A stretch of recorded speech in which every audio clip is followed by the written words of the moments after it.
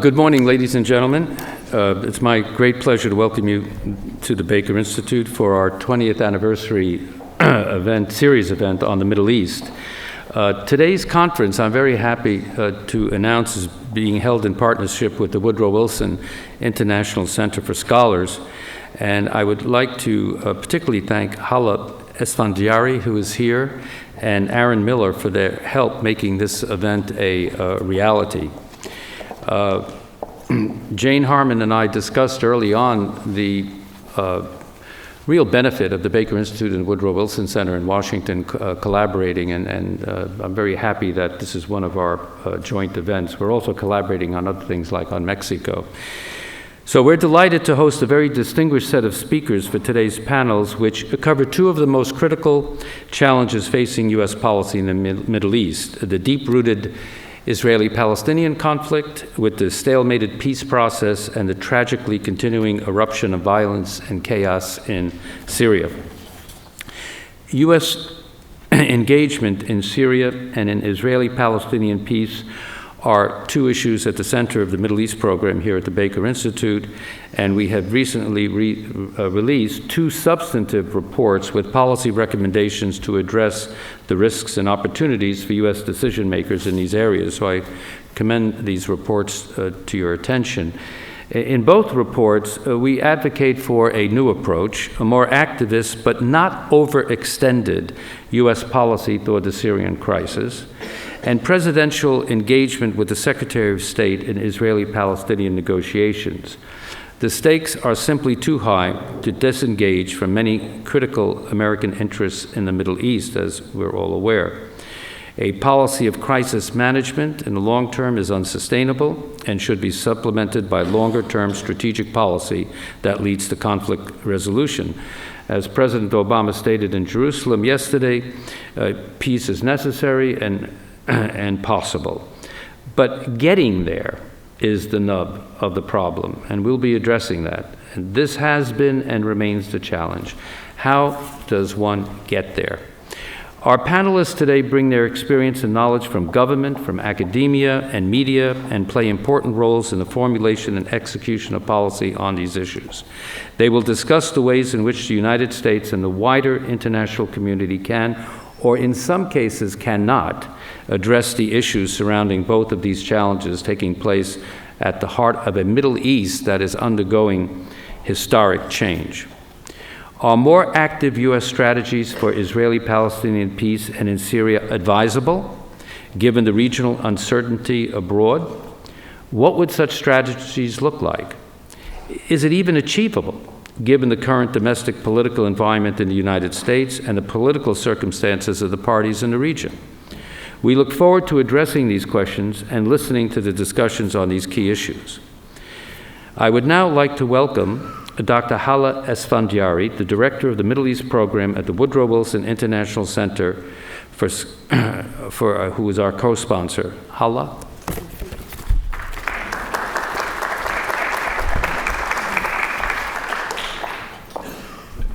Thanks. Thank you very much. Good morning. This is the longest trip I think that anybody has taken from Washington to come to the Baker Institute. I was invited to come and attend a panel here in 2007 with Sheikh Amosa. I was very excited. I accepted the invitation, but instead of being at the Baker Institute, I was locked up in a cell in solitary confinement in Evin prison in Iran. And by the time I was released and came back, the panel had taken place, the conference was over, and I'm glad to be here 6 years later. Thank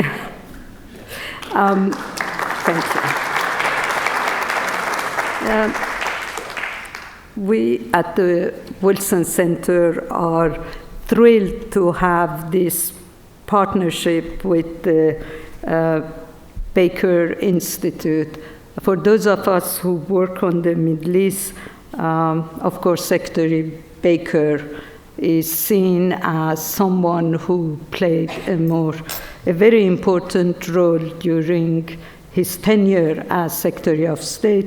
My colleague Aaron Miller, I'm sure, will talk about him later today.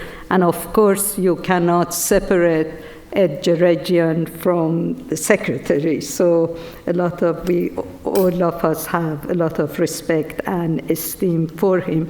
So when the discussion about joint work with the Baker Institute came up at the Wilson Center, I, for one, who run the Middle East program, and other colleagues, we jumped at this occasion and opportunity, and we are looking forward to a long cooperation. Just a few words about the center. We are based in Washington. We provide a strictly non-partisan space for the words of policymaking and scholarship to interact. By conducting relevant and timely research and promoting dialogue from all perspectives, it works to address the critical current and emerging challenges confronting the United States and the world. Our center is the official memorial to President Woodrow Wilson. It's a living memorial, a gathering place for what we think some of the best and brightest scholars and experts from around the world. Their work is the centerpiece of our activity and informs the nation's public policy debates with non-partisan and relevant research and information.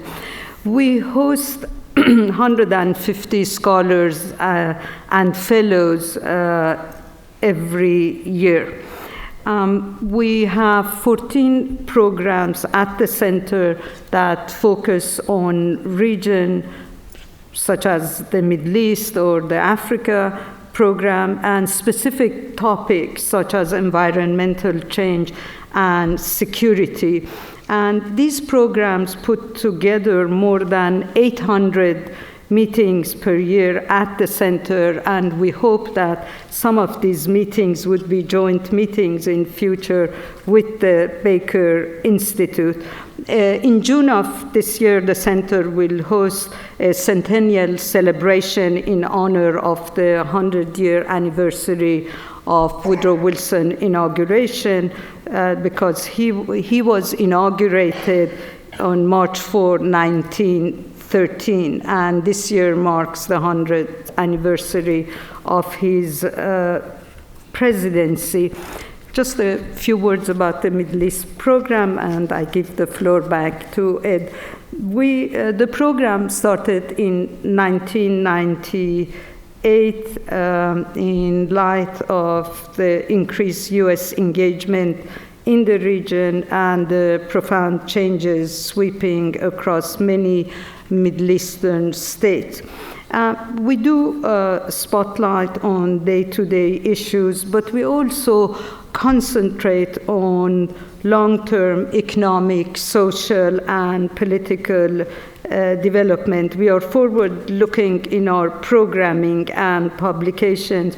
Just to give you an example, 2 years before Hosni Mubarak regime was overthrown, one of our senior scholars, David Ottaway, a former journalist with the Washington Post, wrote a piece for us. He called it Egypt at the Tipping Point, where he predicted the end of the, Hosni Mubarak's regime.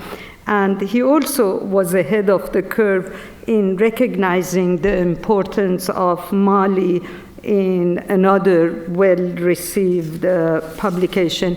We do focus on women's rights in the region. We are very concerned of what is happening under the Islamist rules in Egypt, Tunisia, and Yemen, and Libya, and other countries to women's rights. We are concerned about human rights issues in the region. We worry about energy issues. We look at the social developments. We look at economic development and political development in the region. So we try and be very much encompassing and covering all the aspects in the Middle East. And a final word, once again, thank you for partnering with us, and we hope to welcome you in a joint meeting at the Wilson Center soon. Thank you.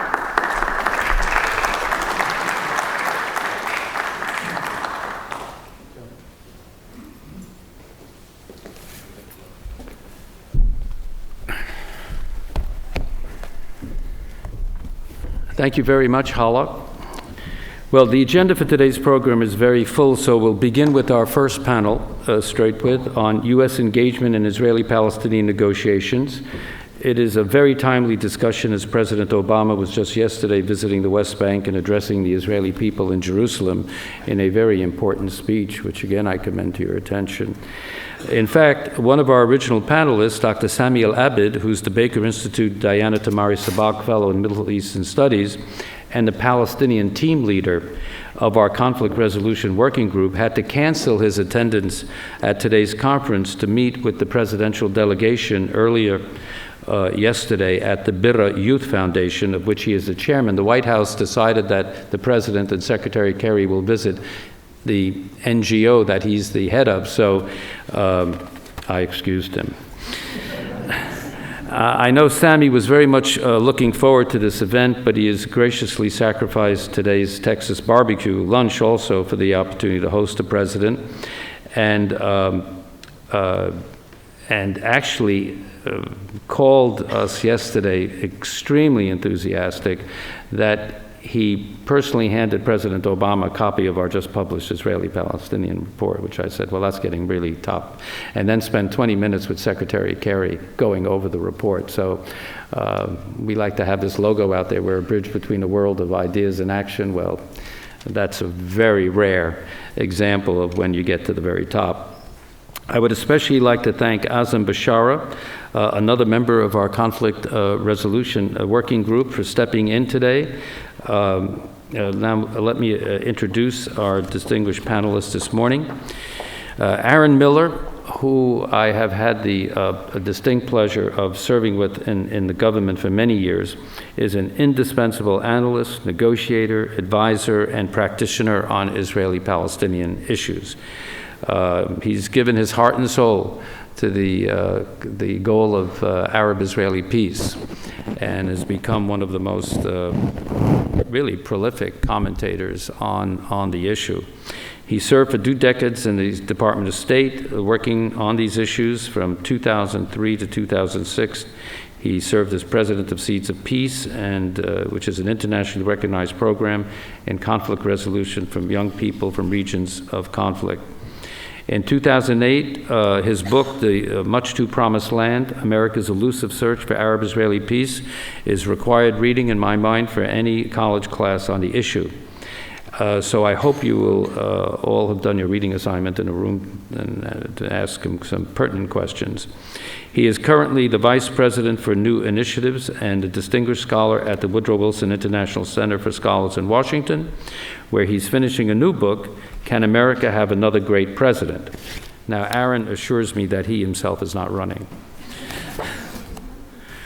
Yair Hirschfeld is our Isaac and Mildred Brockstein Fellow in Middle East Peace and Security in honor of Yitzhak Rabin here at the Baker Institute.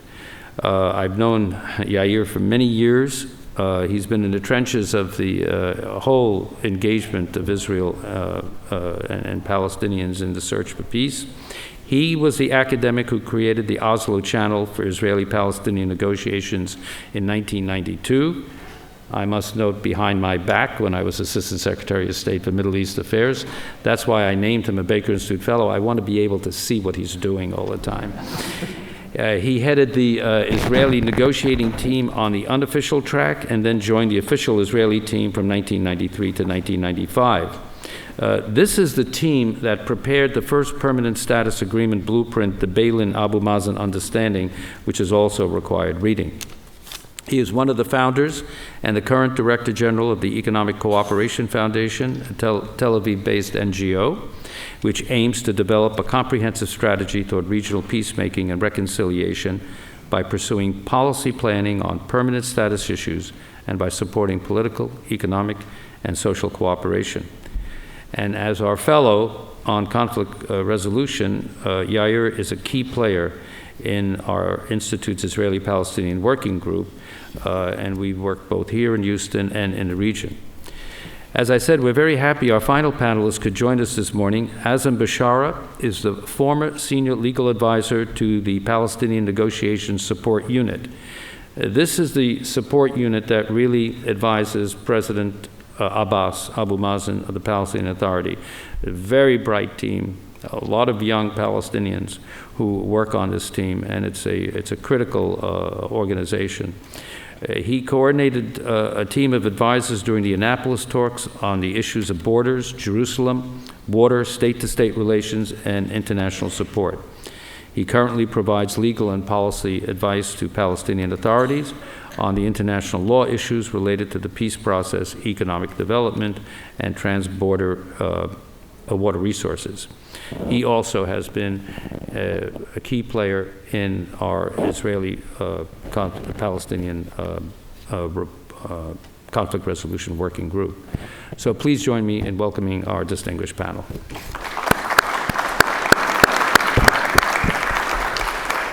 To organize the conversation, I'm going to ask each panelist to give us about 10 or so minutes, and then we will have a conversation and open it up also to your questions. So let's start with Yair, then to Azam, and then with Aaron. So Yair. Good morning, Ambassador Chirigian, alias Randiari, very distinguished guests. It's a great honor to be here, and I'll try to give you a short overview of what we're looking for. The Israeli-Palestinian conflict is known as the core conflict in the Middle East. And we have had good news and bad news. The bad news are known almost to everybody. The permanent status negotiations have failed in 2000. They failed in 2008. And there's a sense of desperation that the conflict resolution of all the outstanding core issues of Jerusalem, refugees, settlements, security, territories is not possible between the gap between the positions of the both sides of Israel and Palestine is too wide. And I wouldn't question that negative assumption. But I will give you also good news. The good news are that when we started the Oslo negotiations in 1992 and 93, the idea of a two-state solution was not out there. And even our Prime Minister Rabin and Minister of Foreign Affairs Peres, who's our president today, were not on board of a two-state solution. Today, the international community, the Arab Peace Initiative, the Prime Minister of Israel, and obviously the Palestinian leadership are all supportive of a two-state solution. And the question is, how do we get there?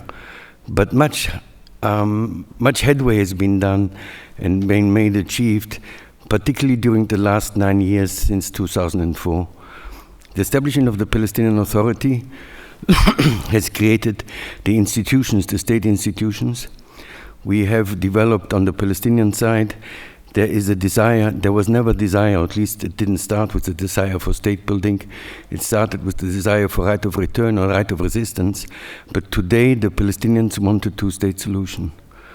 And in Israel, I must say that I'm having a dialogue with very right-wing rabbis, the right-wing leadership of the settlers. And they are split. And if I tell you that all of them want a two-state solution, I would overstate my case. But many of them do want a two-state solution, and you have got today a potential support for that in getting there. Now, maybe more important than the understanding that there's no other choice than a two-state solution, a two-state solution is actually emerging on the ground. And I'll give you the fact, although the facts are not good for an agreement, but they're good for the historical process. You have on 94% of the West Bank, on the Gaza territory, 100% is under Palestinian demographic control. There are 100% Palestinians there and no Israelis. In the West Bank, you have under 94% of the territory, you have got 97% Palestinians and 3% Israelis. In 6% of the West Bank territory, you've got 95% Israeli Jews and only 5% Palestinians. What I'm telling you is that on the ground, the position for a two-state solution is actually developing. Now, you will tell me you will have to control the settlement issues. I will agree with you, but there is a movement towards a two-state solution in the minds of the people and on the ground. And maybe even more important, during the last year under Prime Minister Salam Fayyad, there's been a major move in this direction. Based on these assumptions and this understanding of the historical process is that we are moving, actually what we want is moving to a two-state solution that can be achieved between both the Israelis and the Palestinians.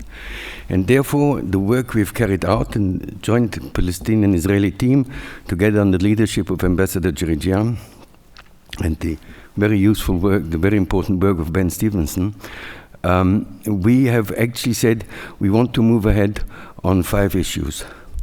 The first one, in order to move forward, we need what we call the terms of reference. What are the guidelines for negotiations? Now, we've had this discussion has been pursued by the former American peace team in the last 1.5 years with Prime Minister Netanyahu.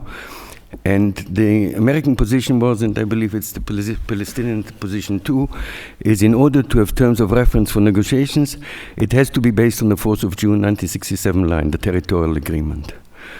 And our Prime Minister, Benjamin Netanyahu, who seemed to be very right-wing, has said, I'm willing to accept that under 2 conditions. Conditions number 1 is that the terms of reference will say that the outcome of a two-state solution is a state for the Jewish people and a state for the Palestinian people. And President Obama actually reacted to this in his speech yesterday.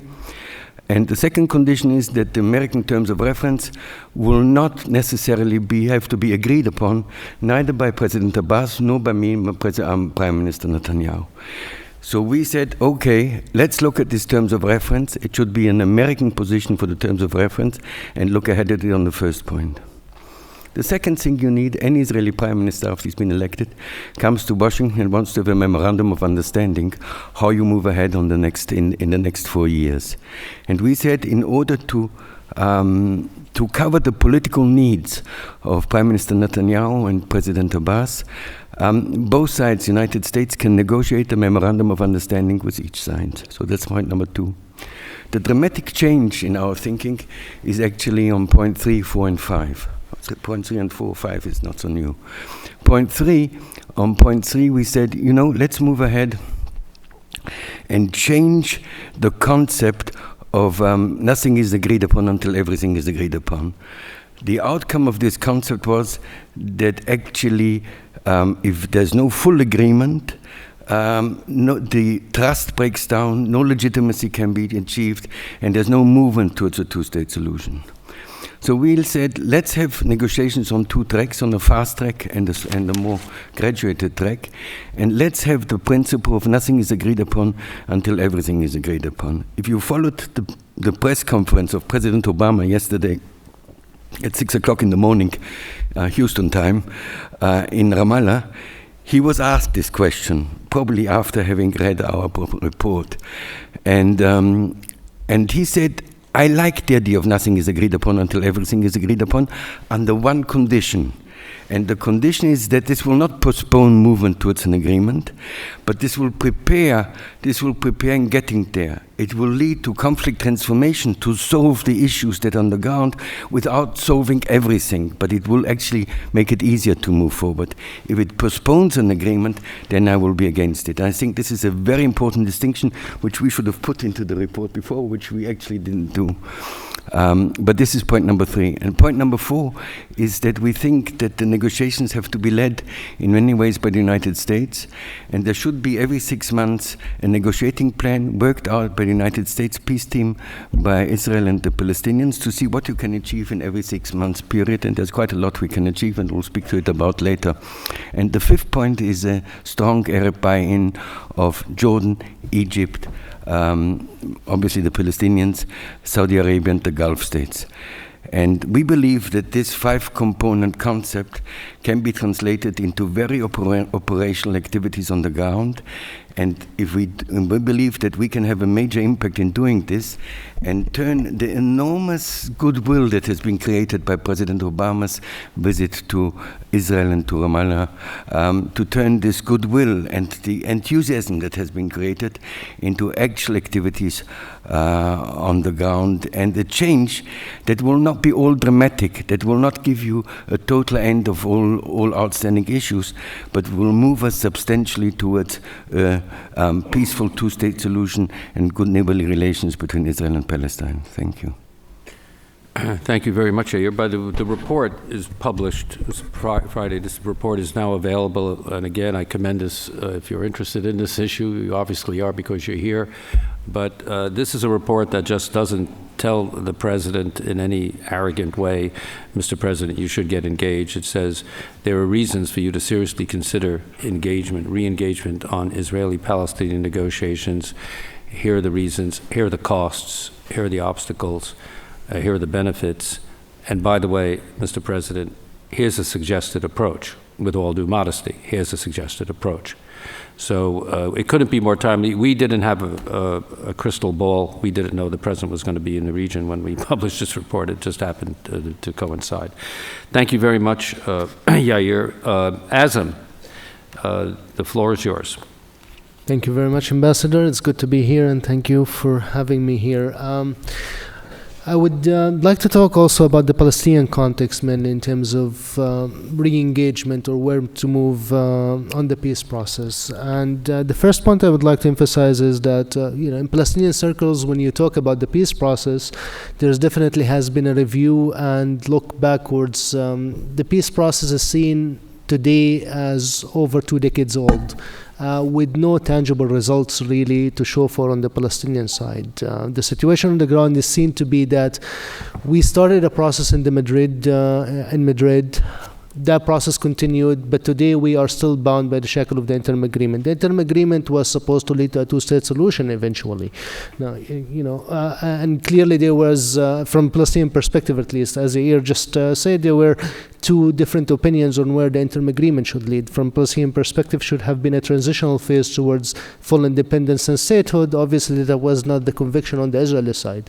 However, that created actually the interim agreement. Today, in reality, exhausted itself on the ground, and rather than moving the process forward towards ending Israeli occupation, it has served to entrench Israeli occupation on the ground. So in Palestinian circles, when thinking about the peace process today, there's a historical perspective that we're not starting anew, we're not starting afresh. These are not, let's get to the table and talk and discuss how peace. We've been in these negotiations for over 2 decades. So that is the thinking. And that's why the importance always from Palestinian perspective is what is the end game, where are we headed? Rather than entering into negotiations for the sake of negotiations, there's always an emphasis we need to know upfront, where are we heading? What is the end game? What are the terms of reference for these negotiations? Otherwise, the negotiations will be seen only as a cover or a pretext for Israeli settlement expansion, which is definitely not only an obstacle for peace, but is eroding the very factual basis for establishing a 2-state solution. It's true, as Yair said, around 90% of the settlers are concentrated in 6% of the West Bank. However, these are in very strategic areas of the West Bank, in particular in and around East Jerusalem and some of the main settlements that are quite deep in the West Bank. So yes, it is a question. Most settlers are concentrated in a small portion of the territory, but that territory is scattered across the West Bank and has the potential of rendering a Palestinian state unviable, territorially unviable. So that's in terms of Palestinian perception on the peace process. Thinking is a historical perspective. We need, before entering into negotiations, to understand where are we heading, where are we going with these negotiations up front.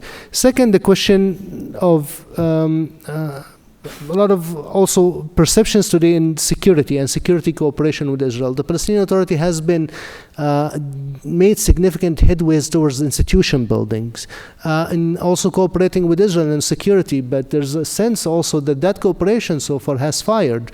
It cannot be sustainable without progress on the political track, without the political horizons.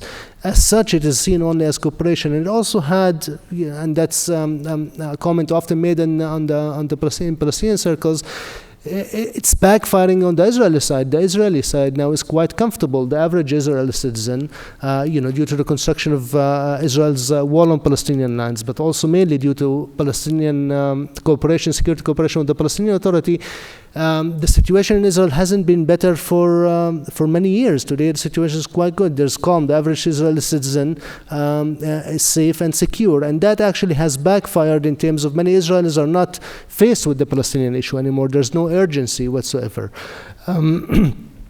So all of that to say is that there's a growing sense on the Palestinian side that the status quo is unsustainable, that there needs to be an engagement, that we need to know where to go, but the negotiations for the sake of negotiations will not work anymore. We need to know where we're headed. And that's where the emphasis on the TOR. Where I see hope is, in particular as well, that definitely there's a conviction in the Palestinian side the status quo is not sustainable, but increasing conviction mainly also on the Israeli side that the status quo is unsustainable. That the situation left alone would lead to where we are now, a reality of one state, but eventually could lead to the demise of the two-state solution, and that one needs to act fast. Now, the question is how to act and where to go. Where are we going for preserving the two-state solution? That is not sufficient, in my opinion. There needs to be not only preservation in terms of preserving the territorial component of the Palestinian state, but actually moving in reality on the ground to build a Palestinian state. The institutions are there, but the Palestinian Authority is confined to areas A and B, whereas Area C, where most of the economic development could happen, is out of reach for the Palestinian Authority. And Area C is 63% of the West Bank, the only contiguous part of the West Bank. Area C is not disputed really, as many in the Israeli side would argue. One of the leader of Jewish Home Party argued that Area C should be annexed to Israel. The interim agreements were actually clear on Area C that it should all be transferred to the Palestinian Authority. Israel has defaulted on that. Now that's a long overdue Israeli obligation that can open a lot of doors actually for Palestinian development, for transformation on the ground, for showing that peace process, re-engagement and negotiations can deliver immediately without losing sight on the end game. So where I find hope is that there's growing convictions on both sides. I think growing conviction in the U.S. that the status quo is not sustainable. And that's why also the paper, we thought, advocates a joint approach or moving hand in hand concurrently on permanent status issues, but also on the ground, so people can see transformation already from day one on the ground, that they are benefit to re-engaging in the peace, not just that the peace process will be used as a cover for increased settlement activity. And I think the balance that the report strikes is quite a good balance. It meets both the Palestinian interest, the Israeli interest. The second factor I think is important to move forward is U.S. engagement. The power imbalance between the parties, between Israel and Palestine, is great. It has been for a long time.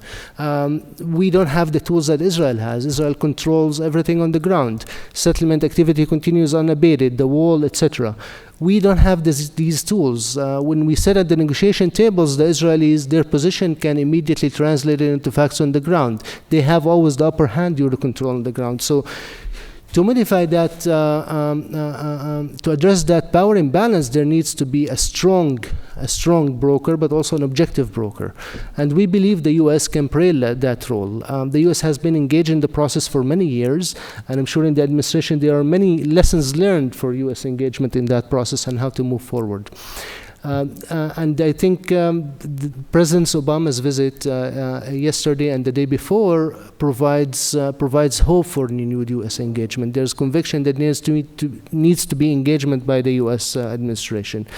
And hopefully the work and concluded in this report would offer a way forward in terms of how to move on two tracks. The third element which could hinder movement forward, but also could support it, is the question of Palestinian reconciliation. Palestinian reconciliation, there has been a lot of movements and approach between Fatah and Hamas, and it seems that to be moving in the right direction. There's a lot of agreement. There's agreement on many of the points. There remains disagreements in two main points, in terms mainly elections and when the elections should happen and what type of transitional government should be until elections. Regional changes, I believe, have contributed to rapprochement between Fatah and Hamas. What remains to be seen is always Israel argued that you cannot do peace with the Palestinians because the Palestinians are divided. They cannot implement in Gaza. On the other hand, so the Palestinian division has been used as a pretext for not moving on the peace process. On the other hand, before Israel also didn't move on the peace process. So from our perspective, the Israeli position is mainly used as a pretext to evade a serious process. Where reconciliation can contribute to serious movement is that it's hard to move. Genuine peace requires involvement of the majority of people on both sides. Hamas is also a genuine Palestinian political party faction. It's not going anywhere. It represents a large segment of Palestinian population. Reconciliation actually helps move the peace process forward. Hamas positions, they supported the UN bid, which was based on a two-state solution on the 1967 borders, in a clear indication that they support the two-state solution, that they are willing to provide and back President Abbas in renewing peace process, provided that peace process is aimed actually at ending Israel occupation. It's not going to be easy to re-engage. There's a lot of suspicion. The word peace process in Palestinian circles became synonymous with just negotiations for the sake of negotiations, but with serious U.S. engagements that actually can show results from day one on the ground, I believe that there could be hope to move forward. Thank you. Thank you very much, Azim. Aaron, the floor is yours. Aaron wants to speak from the podium because he's so short, he's worried that people won't see him. Ed, what can I say? It's wonderful to see you. You're really lucky to have Ed Dirigian. He is among the most capable, talented, devoted public servants. And there is no greater honor in life, in my judgment, on the professional side than serving the interests of the Republic. And Ed has done that extremely well. I mean, I'm also honored to be here because I work for half a dozen secretaries of state. I love them all, but the most effective and most consequential, without a doubt, since Henry Kissinger, was James Baker. And I mentioned to Ed yesterday that if I could change two things, if there was a rewind button on history, and I could change two things, we would be having a different conversation here this morning. Number one, and this is not a political statement, I've worked for Republicans and Democrats, I voted for Republicans and Democrats. But had Rabin not been assassinated, and Bush 41 been given, as a consequence of the American public, another 4 years, working with Jim Baker, we would have had one agreement, either between Israel and Syria or between the Israelis and the Palestinians. The point is leadership. It is among the most compelling and necessary, if there are preconditions for the success of this process, it must rest on that factor. Now, you're going to hear me again, which, as Ed knows, is an annoyingly negative experience, at lunch, so I'm going to keep my remarks very, very brief. I want to lay out the challenge that we face. We could come up with all kinds of prospective solutions to it, but in the end, it's not a question of clever fixes and diplomatic formulae. It's an issue of political will, or the absence thereof. which has impeded this process and why it is so dysfunctional and broken at the moment. H.L. Mencken wrote that in a democracy it's unfashionable to talk about the disease or the problem without talking about the remedy. Now, I understand that. I really do, particularly in a democracy, particularly in this democracy. We're a fix-it people. We believe all problems have solutions and all conflicts have ends.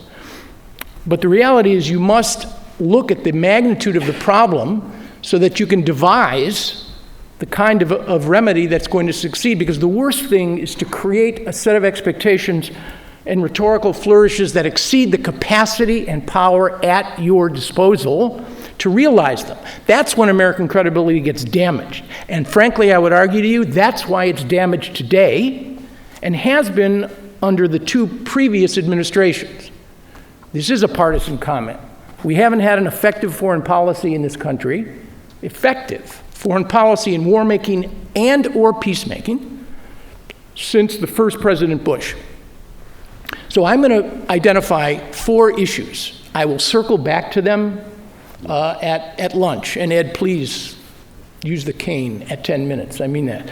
Number 1, it is hard for me to see right now, and it's not because I don't believe it's possible, it's not because I'm ideologically predisposed against it, but it's hard for me to see right now how we get to a conflict-ending solution. I'm choosing my words very carefully here. I do not want to be misinterpreted or misquoted. I said conflict-ending solution. I did not say peace. I did not say reconciliation. I said an end to conflict where an Israeli prime minister and a Palestinian president can stand before their respective peoples and say the following: on borders, security, refugees, Jerusalem, and the recognition of Palestine as the homeland for the Palestinian people and Israel as the homeland for the Jewish people, all our claims have been satisfied, all our irredenta have been abandoned.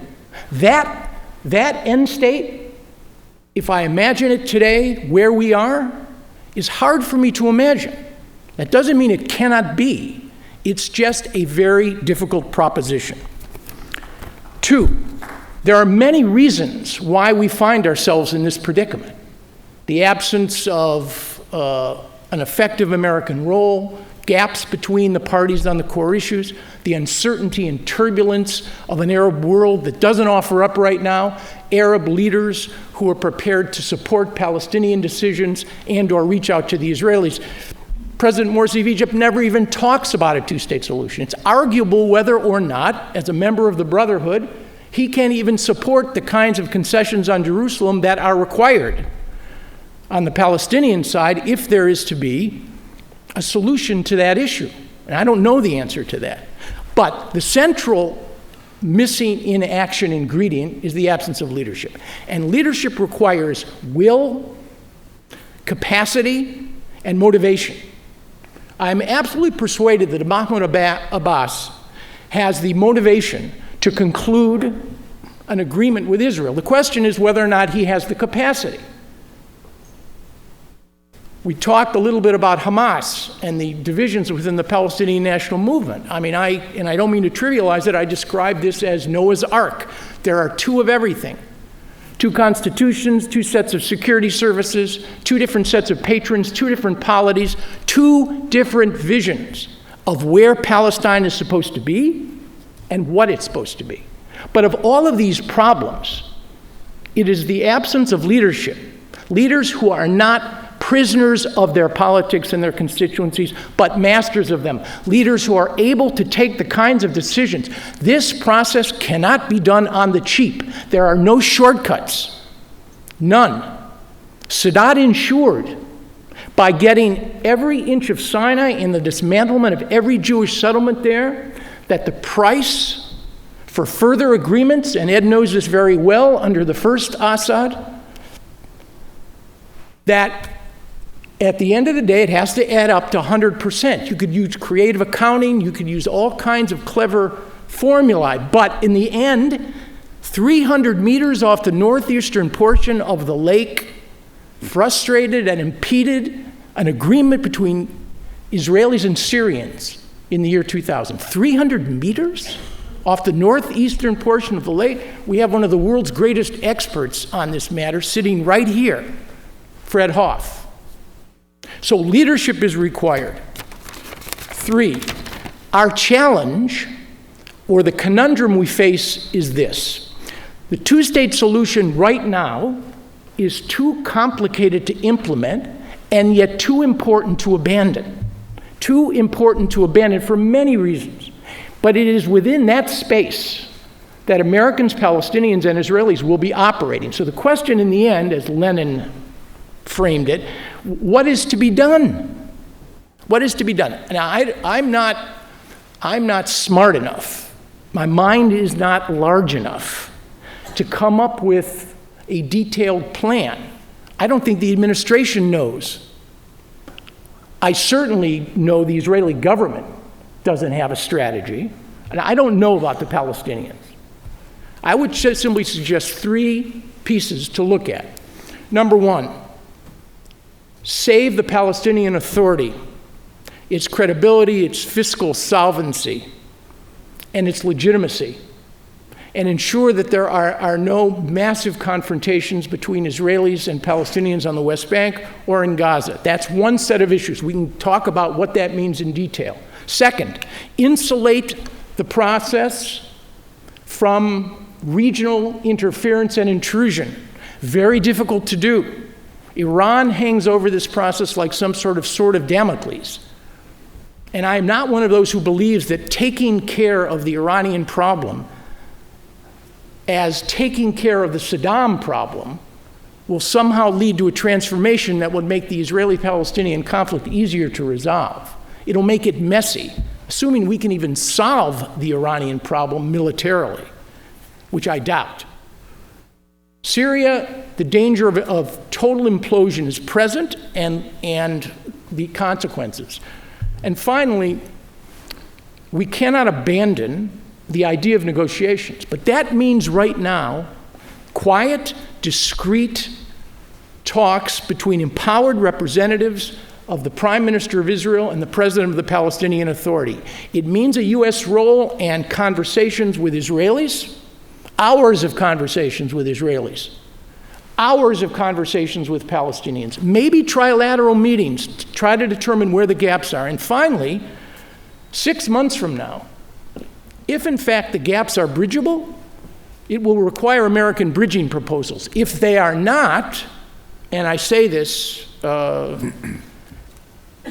with some reservation, but I think it's inevitable anyway, this president is determined to be the president on whose watch the two-state solution did not expire. It will lead to, I believe, something akin to the Obama parameters. American views publicly articulated for the first time by a sitting president in real time, where they can still be useful, of all of the core issues. And even if it doesn't lead to a two-state solution, it will reaffirm the feasibility of one and perhaps the desirability of one as well. Thank you very much. Thank you very much, Aaron. And thank you to all of our 3 presenters. I would like to pick up on some of the major themes. I agree fully with what Aaron said, that one of the great missing links has been leadership, courageous leadership, competent leadership, to lead this process on all 3 sides, in Israel, in Palestine, and in Washington, to say nothing about the rest of the international community. Aaron and I have been in the trenches. Yair has also, Asim has been working on this now for many years, but certainly I can speak for Aaron and myself. When we were in the Bush 41 administration, when you have determined presidential leadership and courage, political courage, and you have a very effective Secretary of State, you can get things done. Now, Bill Clinton tried, unfortunately too late in his second mandate, and did run out of time, but did certainly make progress in defining certain things like the Clinton parameters. But the point Aaron is making, I just wanted to underscore that none of this will happen unless there is very bold political courage and will on the part of three sides. So that is a question. I'd like to pick up on one thing that both Aaron and Azam mentioned, and that's, it is important, and we didn't talk about it that extensively in our report, but that's the whole issue of Palestinian reconciliation. Aaron talked about Noah's Ark, two of each. But when we talk about Palestinian reconciliation between Hamas and Fatah, are we talking about the possibility that Khalid Mashal, the Hamas leadership, will give President Abbas a green light to negotiate on behalf of the Palestinian people? Is that what we're talking about? Or will they, and is it a shallow support? Is it a hypocritical support? Is it real? I don't think the issue is a green light. Previous agreement between Fatah and Hamas was clear on this, that President Abbas will be handling negotiations as the head of the PLO with Israel. On the part of Hamas, and I think this is a personal speculation, yes, they backed that. They backed President Abbas to negotiate with Israel, but I think there was, they're hedging. They don't think it's achievable. Peace with Israel is achievable, mainly in their view, because the Israeli government is not really committed to a two-state solution. So they supported President Abbas in negotiating with Israel, knowing that, these negotiations will lead nowhere. Will be a dead end. It's not possible to have an agreement. So I think part of the support was that, the lack of belief that there is serious engagement or there is serious political will on the Israeli side to reach a two-state solution and end the Israel occupation. Mm-hmm. Okay, but by some miracle, if Abu Mazen and Netanyahu, with the support of the American president, agree on terms of reference, agree on moving forward, as we suggest in our report, there are memorandum of understanding signed between the United States and Israel and the United States and Palestine. We start moving forward on these two tracks, fast track, graduated track. Some of the major issues begin to be addressed incrementally and some perhaps conceptually in a larger field, such as Jerusalem and refugees. And in our report, by the way, on Jerusalem, we have this very pragmatic approach to it. Both the Israeli side and the Palestinian side start talking about municipalities, municipal governance, establishing municipal arrangements on key issues such as sanitation, water, police, etc. But how about, Azam, I don't want to put you too much on the spot here, but it's really a very important issue, is that if indeed some real progress is made, will Hamas continue to support an endgame that's based on a two-state solution and the 67 lines? Or will Hamas replicate what one of the members of Netanyahu's cabinet yesterday stated about President Obama's visit? What occupation? How can you occupy your own land? Okay, that's is that Bennett who said that? Yes. I forgot who said it. So what I'm doing, there's a juxtaposition here between the, I will call them extremists on both sides. So just your take on that, if you can't talk about it, and I'd understand if you can't. You want me to give some input on that? I would love for the panel to discuss this. This is very important. Let me say something about the development on Gaza.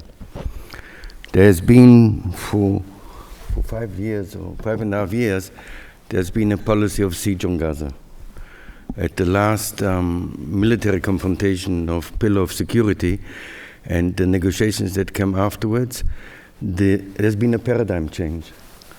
And the agreement is based on calm for calm, stability for stability.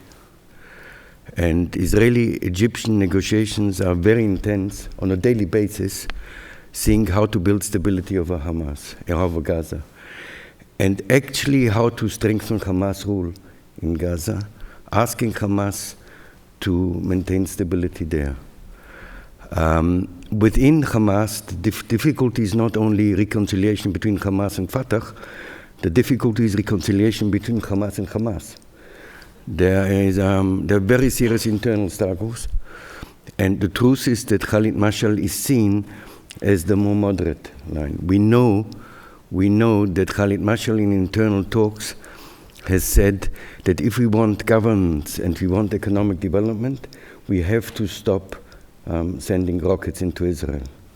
Because you cannot ask for investment if afterwards they kill us, and we obviously will, we have the right of defense. So there's a movement in that direction. Now, the internal divisions make it more and more difficult. But the setup that makes sense is that if the Hamas rule over in Gaza is strengthened, it doesn't ease reconciliation, but it gives President Abbas the right to say, it is only me who can change occupation. What did the Gazans get? The Gazans get something the West Bank got all the time. We all in favor, Israel is all in favor of economic development there. So we can move on a sense of reconciliation. The Egyptians are pushing it, and the Saudis are pushing it in another way, and the Qataris in a very different way. And the truth is that President Abbas is preventing it and avoiding it. But we can move on it. But the basic concept is stability in Gaza and headway in peace negotiations on the West Bank. Now, on headway in peace negotiations on the West Bank, I disagree with the tone, but I agree with a lot of the substance that Aaron said. And there is much activities you can do in moving forward with the existing leadership in Israel and existing leadership in Palestine. I'll give some examples. On Jerusalem, if you prepare a concept to prepare for a Palestinian municipality in Jerusalem and the establishment of two capitals of two states, you're making a major move forward in conflict transformation, and we want to work on that. We in the report have an understanding on refugees. On refugees, the report says, let's integrate the refugees in the West Bank into the municipal system, into the administrative system, and without an official solution, start a process of rehabilitation. And there can be a give and take on that. We have on the economic issues, I think what Azmi said is decisive. If the 58 or 62% of Area C stay under Israeli control, we have no two-state solution. It's the end of a two-state solution. But if we expand in Palestinian infrastructure, Palestinian political control, administrative control, deep into Area C, there's no way back on a two-state solution. All of this, we can move on that, even with Naftali Bennett in the government. I think we have to fight for it. It's not easy. And we can work on give and takes, on critical cause, on specific issues that get us forward on this issue. And it's quite a challenge to do it. I can be then more detailed if we go. For those who don't know, Area C is the part of the West Bank that is under the total control of Israel, both politically and administratively and security. It does constitute between 58 and 60% of the West Bank. The idea here is to transfer as much authority in this period of negotiations, leading to negotiations, to the Palestinian Authority in order for the Palestinians to start their state building and their institution building. And they've done a great deal of progress on security, and Salam Fayyad on the economy. So I just wanted to clarify that one thought. Aaron? Yeah, just a brief observation on the issue of statehood. And again, I don't presume to speak for the Palestinians. We've watched reconciliation efforts ebb and flow over the course of the last 5 years. I mean, I remain unconvinced, frankly, that real reconciliation, unity of guns, legitimacy, authority, and negotiating position, real reconciliation, not faux unity, but real reconciliation remains elusive for many reasons. But I'm not going to presume to prejudge it or speak for the Palestinians. I'll simply talk about its relationship to the end game. Whatever the attributes of statehood, and there are many, and I'm not an international lawyer, monopoly over the forces of violence within your society is the sine qua non for gaining the respect of your constituents and your neighbors. Without a monopoly over the forces of violence within your society, you cannot become anything other than a dysfunctional state. From the city of Houston, which presumes to control all of its guns, and I'm not talking here about our gun control problem, I'm talking about guns in the service of political ideology. This entire structure is not tenable if, in fact, we're talking about a conflict-ending agreement. And I come back to this central point. Much is possible in the Israeli-Palestinian spectrum between doing nothing, which is not acceptable on one hand, and pushing forward for the conflict-ending agreement on the other. So what I want to know, it's my question to all of you, what are we talking about here? If we're talking about a conflict-ending agreement along the lines I described, which is not peace and reconciliation, the Arabs and Israelis have never had peace, they don't have it now, and the chances that they're going to have it in terms that you and I would describe as normal human beings, the way we have it with the Canadians, or even the Mexicans, strikes me as highly problematic. But I take an Egyptian-Israeli agreement, a political agreement that ends conflict. Let's just talk about that. But does it end conflict? Because if that's what we're talking about, if that is the objective of the Obama administration, then we need to clarify and simplify this whole discussion. It's not good enough to work toward a situation. By that time, the President of the United States will no longer be the President of the United States, and this will be somebody else's headache and problem. But this notion of unity within Palestinian ranks, not that there is unity within Israeli ranks, and there are all kinds of dysfunction, including settlements, settlers, two sets of discriminatory laws. I mean, you can go on and on and on. But that's critical for the functional Palestinian state, and I don't know how to get there. Do you want to comment on Azam? Yeah, on that note, I agree with you. Unity doesn't mean unity as a political deal, but it's rather unity of Palestinian institutions. That's important. There's no unity of political opinion in Israel, no unity of political opinion in any of the country, but there are unity of institutions, and that's, I think, at the heart of reconciliation, and what should be at the heart of reconciliation, not only for Palestinian ministry, the PA, but also generally for the PLO. So it would be a genuine representative. And once there are unity of institutions, then the decision making would be according to the rules of these institutions. That is the general aim and how to move forward. Is it easy to get there? It's not quite easy. And also, don't forget, as the president said, there always also the tool of public referendum on an agreement. If there's a deadlock in the institutions or political institutions of the Palestinian state, the PLO, it can always be put to a referendum as one way to overcome partially the disagreements in the institutions. There is a way to deal with that. Now, Hamas, Hamas positions today, I think, changed when it was a complete and utter spoiler before in the peace process. Today, Hamas is in government. There was an attempt to try to bring it into Palestinian political process and government. It is governing Gaza. It has experience with governing institutions. It's not only now a movement outside Palestinian polity. There has been a process to bring Hamas in as part of legitimate political powers. I think that is an unfinished job and needs to be completed. Regional changes in this regard, I think, are also hopeful in terms of, if you like, capping Hamas's aspiration in a sense. Being with Muslim Brotherhood ideology, there were some banking on changes in the Arab region, in the Arab world, for more Islamic regimes to support Hamas's aspiration and provided not only with political support, logistical supports, etc.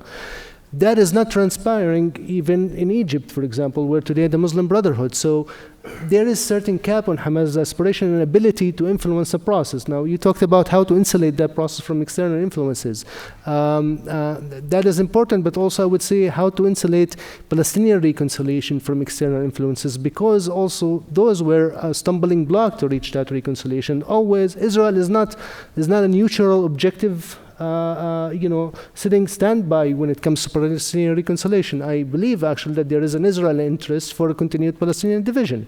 and that manifests itself. So there is external influences also in Palestinian reconciliations that can be influenced to bring that process together. It's not a process that needs to be left alone. It needs to be reshaped. There needs to be certain agendas and shaping the direction of reconciliations. Thanks.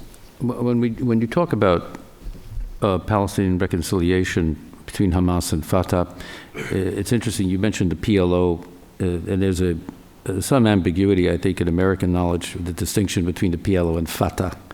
Could you explain that to our audience, because that's really important? Well, the PLO, the Palestine Liberation Organization, is the umbrella organization for all Palestinian factions. Now, traditionally, historically, Fatah has been represented there. The DFLP, the Democratic Front for the Liberation of Palestine, the Public Front for the Liberation of Palestine, etc. Hamas and the Islamic Jihad, most notably, are not part of the Palestinian Liberation Organizations. They were formed as movements years after the establishment of the PLO, and they are yet to become members of that umbrella organization. Mm-hmm. Okay, yeah, go ahead. We had a lot of discussions in preparing this report. And the Israeli team asked the Palestinian team a simple question. What will make you move forward? And the answer we got were two conditions. And those two conditions are taken care of in the report. Condition number one is that the negotiations have to be based, the territorial deal has to be based on the 4th of June 1967 line. And that there's no discussion on what they say 100% deal on the West Bank. There can be land swaps, there can be other arrangements, this can be all negotiated in an open way. But the 4th of June 67 line, or and we say it in the report, is whatever 5,800 square kilometers. The quantity of the territory has to be taken into effect, and that's part of the end game. But we know that this is not going to happen in the first 2 or 3 years. It's not going to happen in the coming 4 years. There's movement towards this aim is going to happen, and as a principle, this defines the end game. The second condition the Palestinian team told us is we have to know that it is not an interim agreement, but it is a process that will be ongoing. It's an ongoing process that cannot be stopped. And we've also related to this in the working in our report. And if you ask me, this is essential, because in conflict resolution you speak actually of three different approaches. You speak of conflict management, conflict resolution, and conflict transformation. And what we are saying is that in the coming 2 to 3 years, there is major headway possible on what the theoreticians will call conflict transformation, knowing that there's a conflict resolution concept out there that the United States has put on the table. Now, how this comes into reconciliation with Hamas and not Hamas, the truth is, and how this comes into outside participation or not, I agree with the negative position of Aaron that there should not be negative intrusion from the region. But we actually said we want outside. We need the Israeli side. Prime Minister Netanyahu needs, is very interested. He says, if we move ahead on a Palestinian state, we have to have a better understanding of the input of the Arab world into the Palestinian state. Because a Palestinian state without major support from the Arab world is not sustainable and will be a failed state.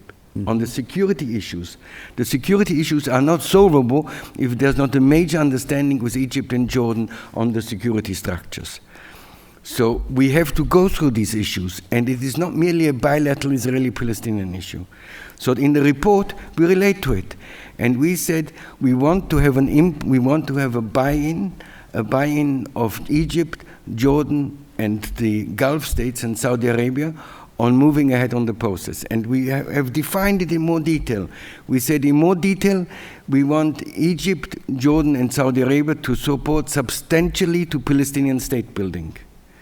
And there's a lot that can be done on Palestinian state building, infrastructure development, and all of that. We need an understanding how to handle the settlement issues, so I'm fully clear on that. But we need also Egypt, Jordan, Saudi Arabia to be part, under American leadership, but in coordination with Israel, on building a security structure in the Middle East. The Arab Peace Initiative. The Arab Peace Initiative speaks about no military solution of the conflict. If there's no military solution, it means that action to prevent a military action has to be taken now. Now, the truth is that the danger is not a confrontational war between the Israeli and Syrian army and the Israeli and Jordanian and Israeli-Egyptian army. Neither of these are the Israeli army exists, but the Syrian army doesn't exist, and the Egyptian army does exist, but is not the most forceful one now. The danger is drug traffic, arms traffic, and other traffic of human traffic, which is quite terrible. On all of this, we have a vested interest and the need to work together with Egypt, with Jordan, with Saudi Arabia, with the Gulf states. It needs American leadership. Some of it is happening without American leadership. I can tell you that Israeli-Egyptian security cooperation today is far better than it was under Mubarak's time. That's true. Astonishingly enough, and I can be far more detailed than that if you want. I'm not sure if this is the forum for it. Israeli-Jordanian security cooperation is very good. The truth is Israeli-Palestinian security cooperation is very good, and there is a unity of force on the West Bank. And what Azmi says is that Israeli-Palestinian security cooperation can only work if we're moving ahead in the peace process, because otherwise they're seen as as collaborators and not as people who want moving towards peace or moving towards end of occupation will undermine the security cooperation. But there is a structure to working on a combination, not on conflict management, but a structure of combining conflict transformation with conflict resolution in an ongoing process. Good. Yeah, you mentioned the Arab Peace Initiative. That's the peace initiative of 2002 by the then Crown Prince of Saudi Arabia, now the King of Saudi Arabia, King Abdullah. It is an essential keystone of Arab-Israeli peacemaking, and what it basically says is that if Israel makes peace with its immediate neighbors, and especially with Palestine, that all the Arab League countries will establish normal diplomatic relations with Israel. That is still on the table, and that's something that hopefully will never be taken off the table, but as there is no progress in negotiations, that could be lost. I've leaned on Azam to discuss the internal situation within the Palestinian political community. I now want to get from Yair, and then I'm going to ask Aaron on the American domestic political constraints and situation, but as they impact on peacemaking and the possibility of initiating direct negotiations with an American hand. So, Yair, if you could give us a sense, a very short background on the domestic Israeli political environment, which has been typically very dynamic, but with the recent elections and the coalition government that Bibi Netanyahu has put together, you've got a mixed bag of people like Zippy Livni and Lapid, and on the other hand, Bennett. And how would you assess how the current Israeli coalition will impact on the prospects for peacemaking? First of all, I was terribly taken aback by the unbelievable assumption that Israelis are not completely united.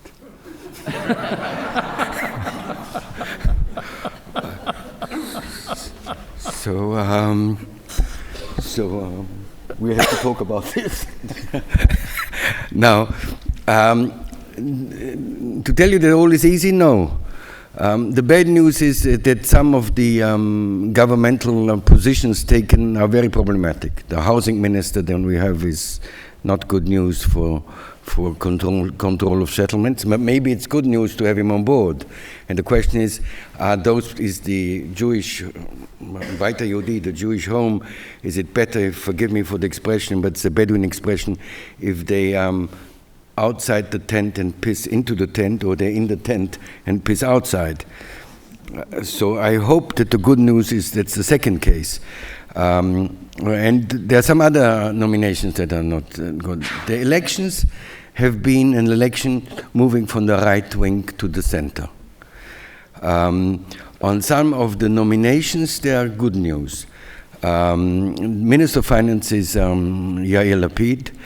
The economic issues between us and the Palestinians' economic state building, and we're speaking about infrastructure development, all this, is largely under the control of the Minister of Finances, the establishment of a joint economic committee. And one of the plans that we have is there will be a renewal of the joint economic committee, and the joint economic committee can do a lot of things to work on Palestinian statehood.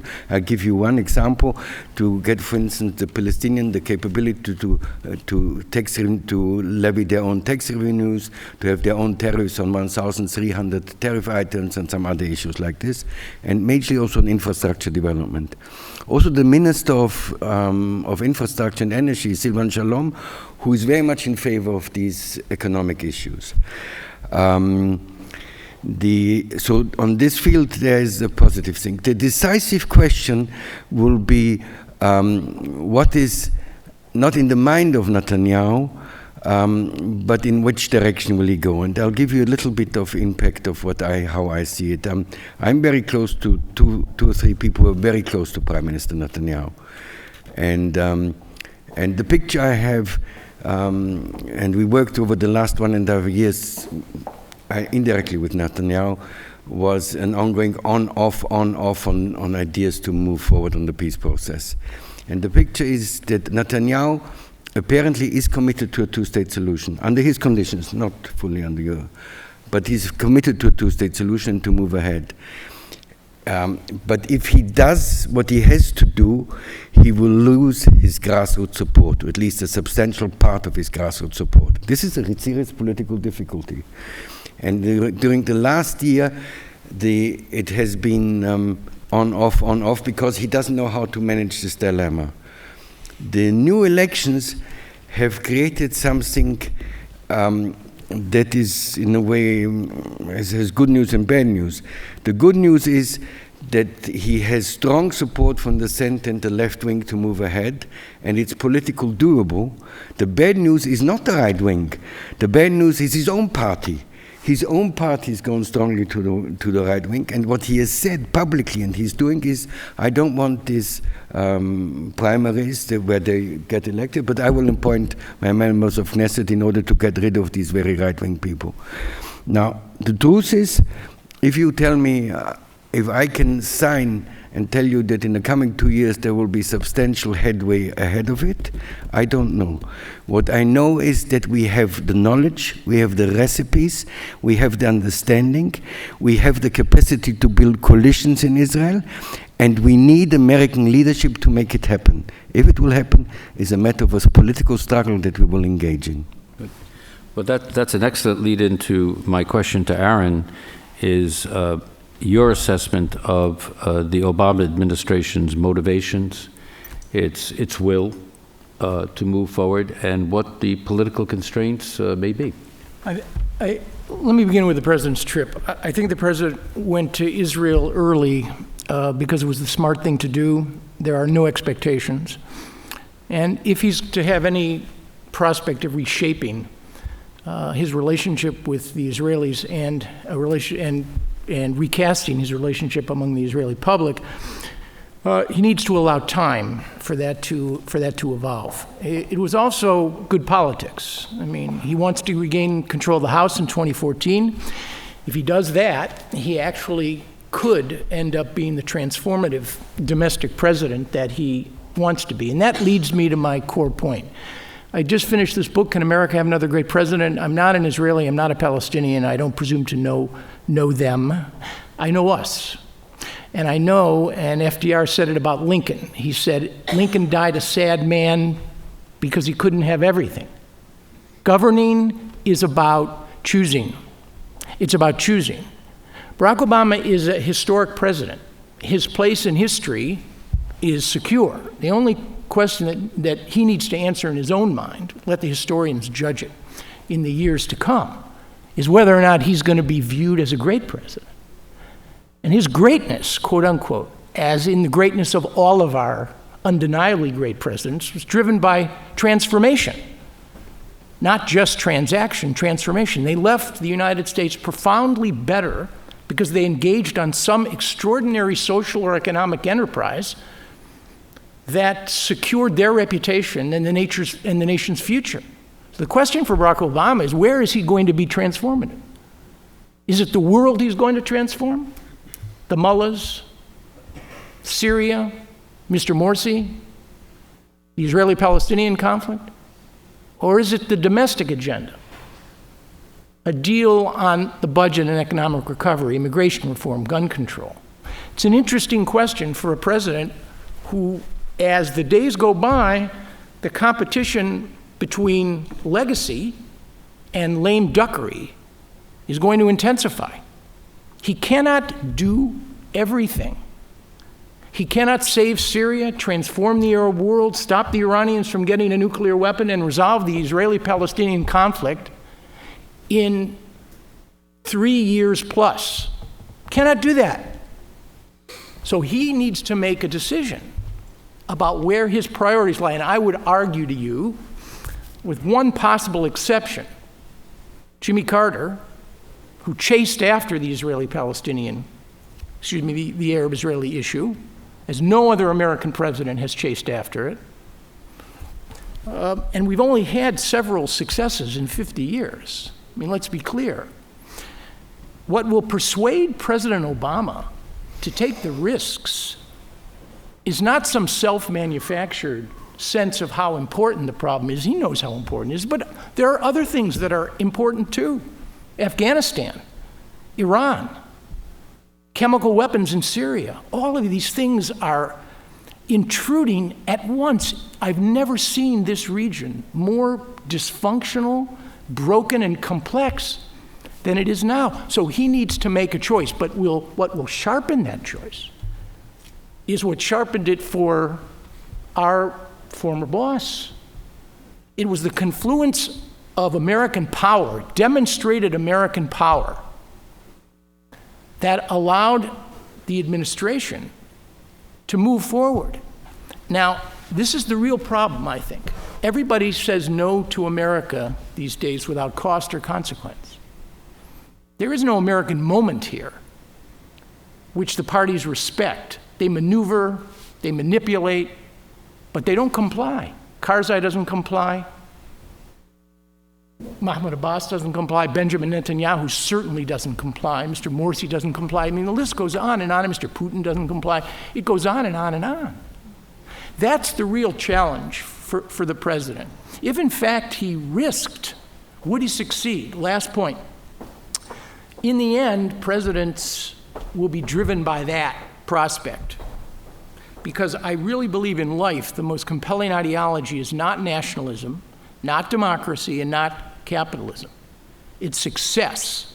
That's the world's most compelling ideology, is success. Because success generates power and constituents, and failure generates the opposite. The question I would ask the two of you is there a sense of ownership that can you attract and entice an American president with the prospects of success, or is it all risk? When you look at the risk-reward continuum within his political lifetime, not generations, this is not climate change, but within the next 3 years, can you offer up to an American president some sense that if he risks, you will be there, and your leaders, such as they are, will be there to make this work?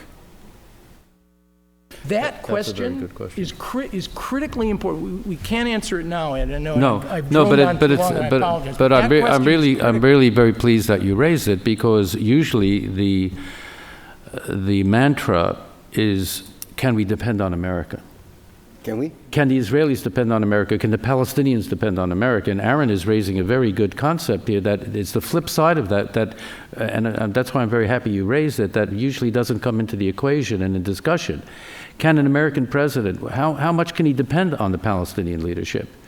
How much can he depend on Netanyahu and the Israeli leadership to make this succeed? It's not a one-way street, so I'm very pleased with that comment that you've made. And you both can't answer that. We can think a little bit about it. But you can think about it, of course. We can think loudly about it. I tell you the truth. I call Yair my Israeli rabbi. He's always giving me Talmudic lessons. But The truth is, all my life I've been living in dealing with contradictions. And there's an ongoing contradiction. In the report we say the old American position, America cannot want peace more than the parties, is wrong. Let's not go there. It's an American interest to bring about peace, number one. Number two, any Israeli political leader can, for a short run, confront the United States. But if it takes longer, the Israeli public will go against. That's true. Will go against him. That's true. So there's a level to work on. That's true. Now, forgive me for this comparison, which is Ambassador Jirijan speaks always about, and I like the expression, but I'll say something about it, adult supervision. Now, the United States has to assert adult supervision, but adult supervision has difficulties. I don't know, I have 4 children, they're all above 16 and 18.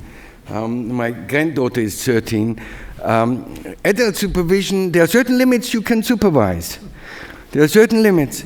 So the difficulty is that we need the contradiction of adult supervision on one hand, right. But we need on the other hand an understanding is don't push into areas where you're going to get an absolute rejection. And I must say, if you don't read the first pages, but the later pages, we relate to that. No, we do. We clearly relate to that. No. Now, if the Israeli public wants to move ahead on it, the answer is yes. And I can tell you that one of the main drivers is the security structure. Because the security people, all their different knows that we have to move ahead on it in order to sustain a security structure. Israel's security has been built through the last 30 years on security cooperation with Egypt, with Jordan, with the Palestinians. And we need to maintain that. Well, this means that we have to move ahead in the process. So there is major pressure on this side, and behind the scenes, a lot of important professional work can help also. Well, I think an Israeli leader we all admire was Yitzhak Rabin, and a great Israeli warrior who then became a great warrior for peace and a statesman. But he made it clear to all of us who dealt with him that there is absolutely no military solution to the Arab-Israeli conflict. It has to be a political solution. And even Ariel Sharon acknowledged that publicly. So Azam, do you have any comment on that before we go to questions from the floor? I mean, on what Aaron's...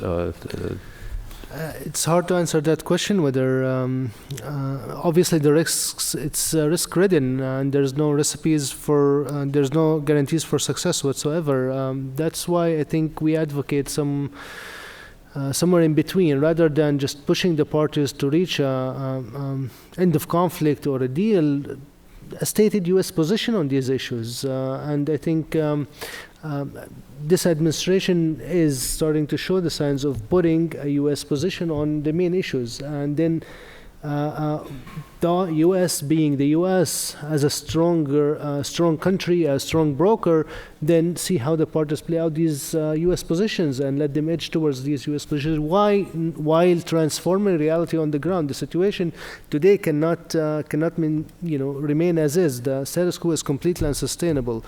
At the beginning of the peace process, there was a spirit of peace process. Today, that spirit is completely gone. There's nothing, for example, to justify for any Palestinian why, for example, should the city of Bethlehem, where the president just visited today, receive water only once every 3 weeks, while nearby Israeli settlements have 24/7 water running.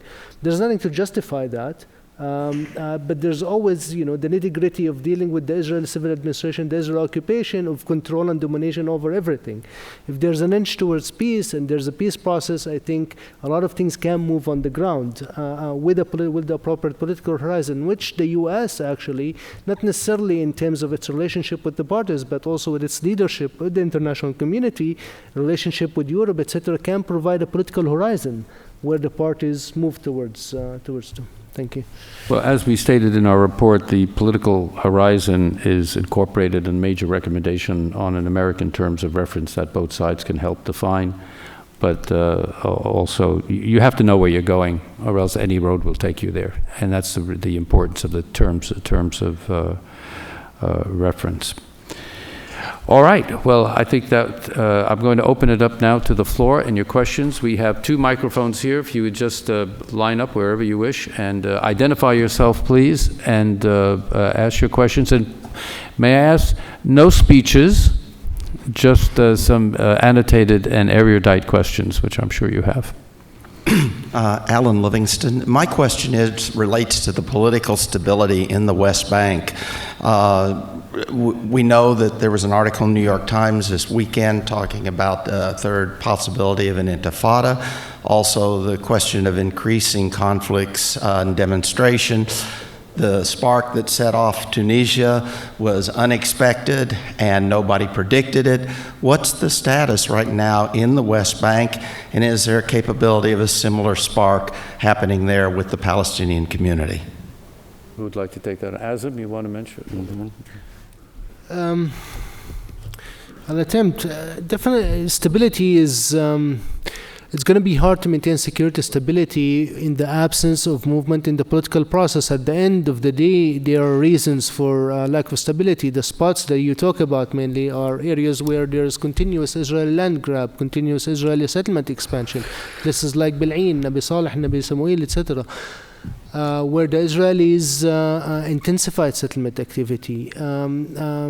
There's no movement on the ground in terms of bettering the life of the people. If you look at the situation, the fiscal crisis the PA is facing because of lack of transfer of money from donors, because lack of transfer of Israel of Palestinian tax revenues that it collects for the PA. There's been months and months that the PA has not been able to pay salaries for civil servants, and we're talking about 160,000 civil servants. Behind each one of them, there is a family of 3 or 4, etc. And that's also, government was unable to pay all its debt to the private sector as well. So the economic situation is grave in the Palestinian Authority. Definitely, the Israelis are pressing and continuous with settlement expansions. So yes, there could be a spark. There could be a third intifada in a sense, because the situation as is not sustainable anymore on the ground. That's why it needs to be transformation. We're still bound by areas A and B, no development whatsoever in area C. That's why we also emphasize in the report that it's clear to us Palestinians that the situation is not sustainable. I think it's becoming clearer to the Israelis also that the situation is not sustainable, not only in the long term in terms of the lack of viability of a two-state solution, but also in the short term in terms of security stability. Max? Max Blankfeld. My question is for Aaron Miller. Aaron, you started your presentation by mentioning that if you could bring the clock back, there are 2 events that you would want to see changed. And we talked a lot, we heard a lot about the importance of courageous leadership.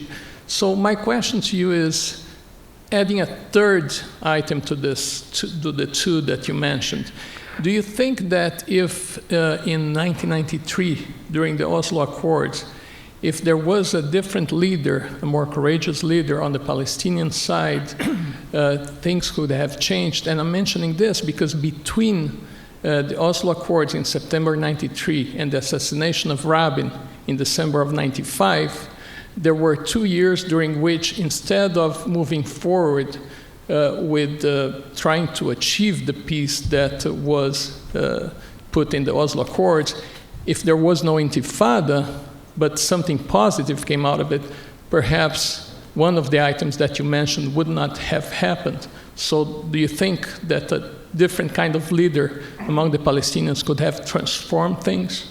You know, I spent 2 days in South Africa last week. Not a long time. It took me 18 hours to go there each way. But, you know, and it's really, in some respects, a dysfunctional state. It's endemic corruption, a kind of racially based nationalism. But what they managed to do is extraordinary. It was a defiance of history. It never should have ended this way. It should have ended with the fracturing of the South African polity and massive violence. But it didn't end that way. It didn't end that way because of the power, the transformative power of individuals. Yes, external pressure sharpen the choices for a white South African leadership. But the reality is no Mandela, no de Klerk, no transitional breakthrough. And I can't help but think, and I'm going to return to this a few more minutes a little later, that yeah, leadership is critically important, but we can't reshape leaders. We spent hundreds of hours with Mr. Arafat. And I found him a man of profound contradiction. We never really understood what he really wanted. But I think what I came to know, which is why, my role in helping to suggest that the president go to Camp David in July of 2000, which was so profoundly miscast. I mean, the Camp David summit never should have happened. Oslo was the last concession, quote unquote, that Yasser Arafat was prepared to make of a substantive kind. And from a Palestinian perspective, it's completely understandable. So I think we ended up in a situation where you couldn't do a deal with Arafat. And here's the critically important piece of it.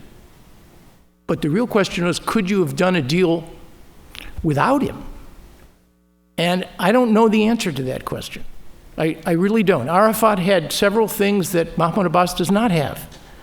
He had the authority, historic authority and legitimacy, which comes with being the leader for a prolonged period of time. He was a man of the struggle.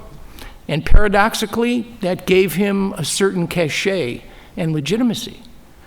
Nor would he ever have allowed this fracturing of the Palestinian national movement into this Humpty Dumpty affair, which, while Israeli settlement activity is the most egregious thing that the Israelis do, the problem of the broken Palestinian national movement is the most serious Palestinian constraint that stands in the way of a serious negotiation and an agreement. We don't talk about it. We don't want to talk about it because we don't have an answer for it.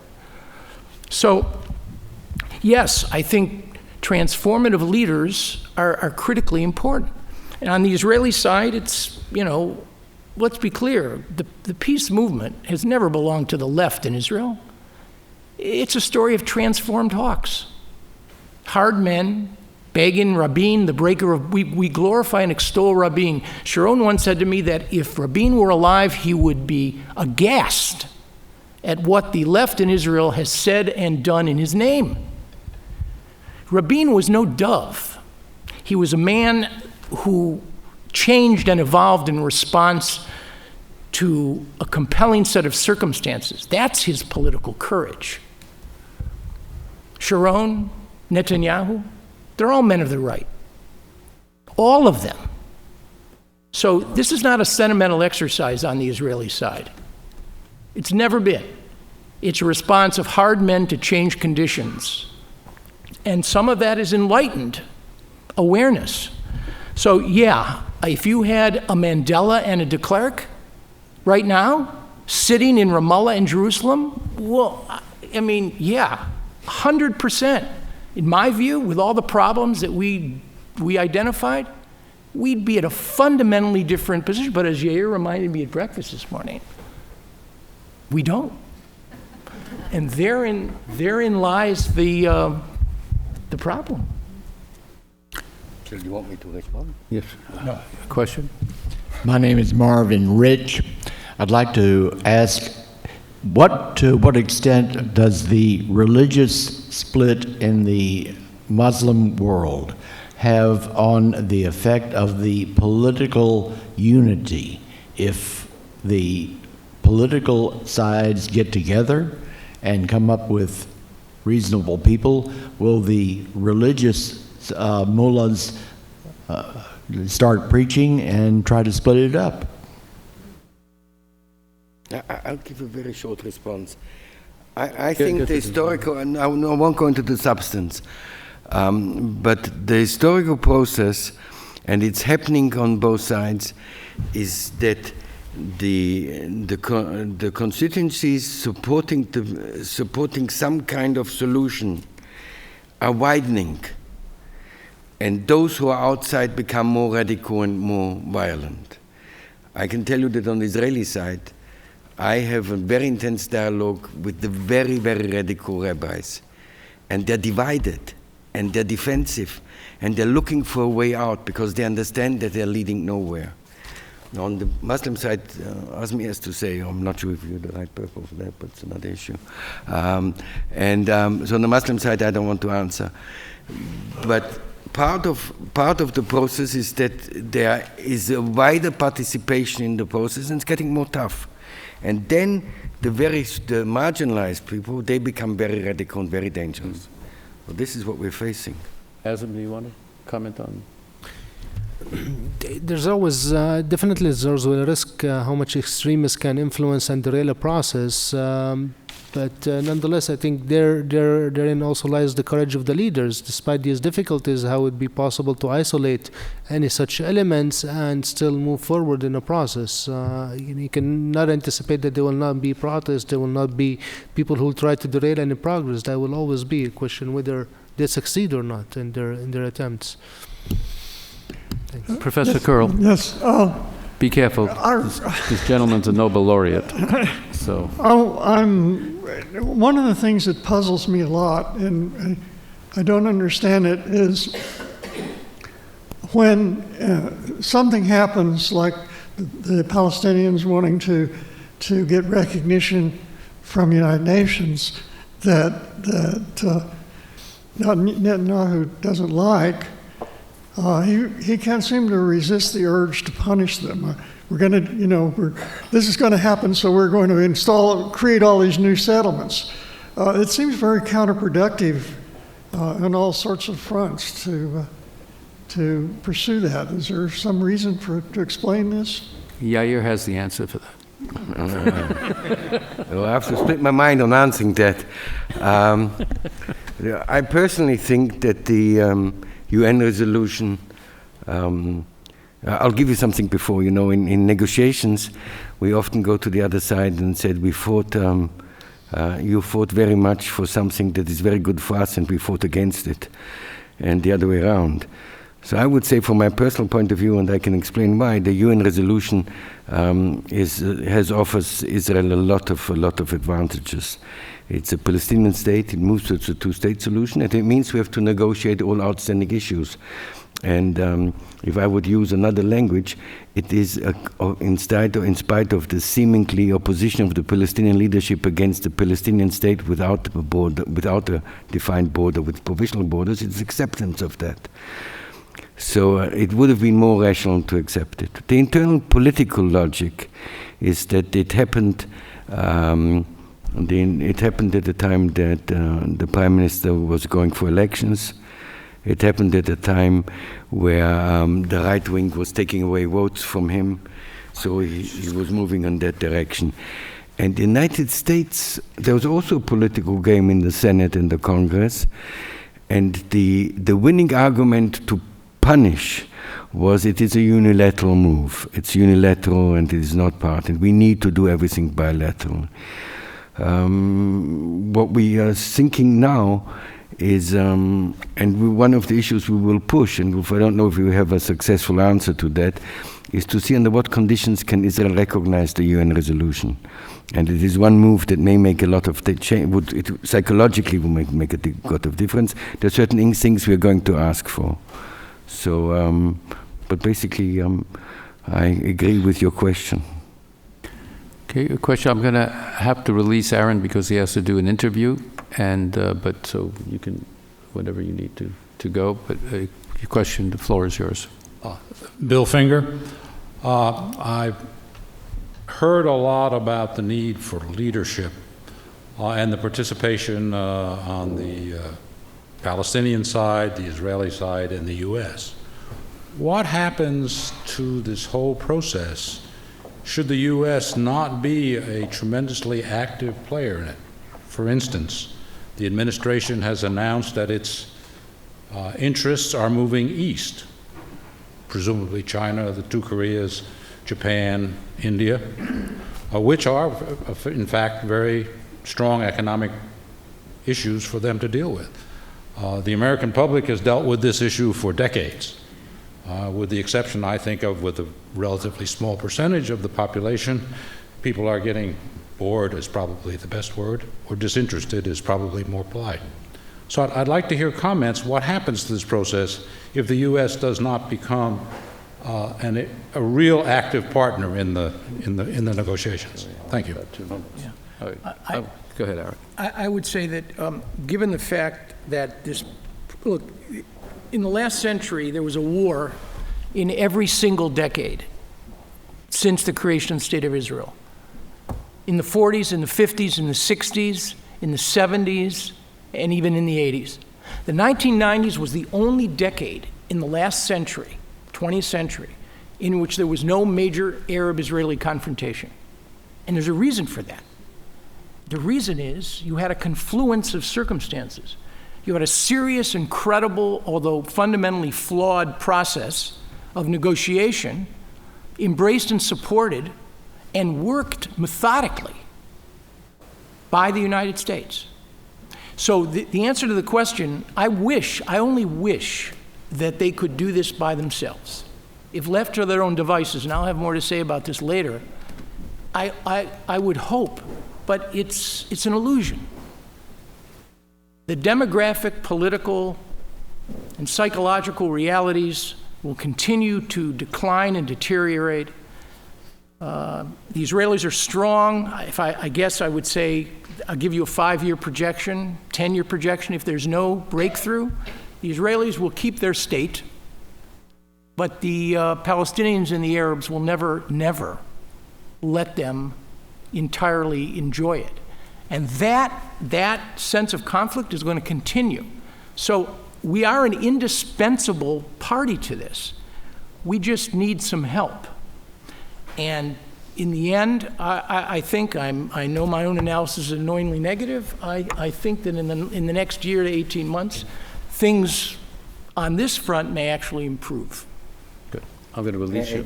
Yeah, go ahead. But Aaron has to leave. Yeah. Just go over there. No. I want to add something very small, short to it. Most of the Arab and some of the Islamic states need American leadership to take a pragmatic thing, and if there's no American leadership, they want reinsurance with the radicals. One outcome of the visit of President Obama was that yesterday, or still today, yesterday, was immediately a phone conversation between Prime Minister Netanyahu and Prime Minister Erdogan. Without American leadership, Erdogan takes a very, very negative position. With American leadership, he comes in. Now, the same is definitely true for Jordan. The same is true for Egypt. The same is true between President Abbas and Hamas. So American leadership is necessary to create the basic regional support, not to go with the radicals and not to make things worse, but actually to make it possible to move ahead. Basil? My response also would tie with the response to the point raised by the professor earlier. Why did Israel object, or why did it punish the Palestinians for going to the UN? Clearly, the UN was a clear move in support of the two-state solution, actually, when that solution is eroding on the ground. The Israeli response actually to erode further the two-state solution on the ground by announcing constructions in one of the most strategic areas, which is E1, that will put a settlement there, block expansion between East Jerusalem and the West Bank. But I think the reason why Israel did that is that it likes to keep, mainly the thinking always has been, in my opinion, is that it likes to keep the Israeli-Palestinian issue a bilateral issue between Israel and Palestinian. That way it will maintain the Palestinian issue under its domain of influence, rather than have where the Palestinians are the weaker party and Israel is the stronger party, without having an external influence. That is a convenient situation for Israel, but also that is unsustainable, because it is definitely informed by the daily political realities, where the politics dictate no movement. It does not inform long-term strategic thinking. I think U.S. involvement, international involvement is required here to move the parties to think in terms of the long term, but also to balance that inherent power, imbalances of power between the Palestinians and Israel. It will help also, in particular for Israel, to look beyond the daily confines of politics and coalitions and governments. This will be the last question. With the security situation relatively stable in the West Bank, is there any thought that the Israelis would ease all these restrictions and make life more tolerable? Do you think that with all of these, with the president's visit and some of the comments he's made, that might drive the Israeli government to change the way the Palestinians are living in the West Bank? Yair? The short answer is yes.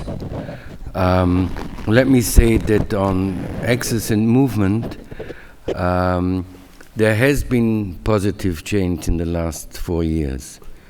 To tell you that everything is good, no. And that far more can be done, the answer is yes. But what we are talking about of state building means all of this. For instance, infrastructure development, you build a railway, you build roads, you build things, you do a lot of things that create also work, also employment, and that also makes life better. So yes, there's a lot of work on doing it. My little NGO is engaged in quite a lot of these activities. There's much to be done. And the question is if the glass is half full or half empty. On some issues I can tell you it is half full, and Azmi will tell me it is half empty, and we both are right. Let me make some, just a brief concluding remark. This is an excellent panel. I want to commend the panelists for their excellent dialogue. The question was raised whether if the United States does not engage, will anything happen? I joked earlier about the Oslo process in which Yair had a major hand in these secret negotiations that were really done without the knowledge of the American government between Israeli academics in the beginning and Palestinian, and then it got raised to the official level. That was a direct Israeli-Palestinian negotiation that led to very tangible results. However,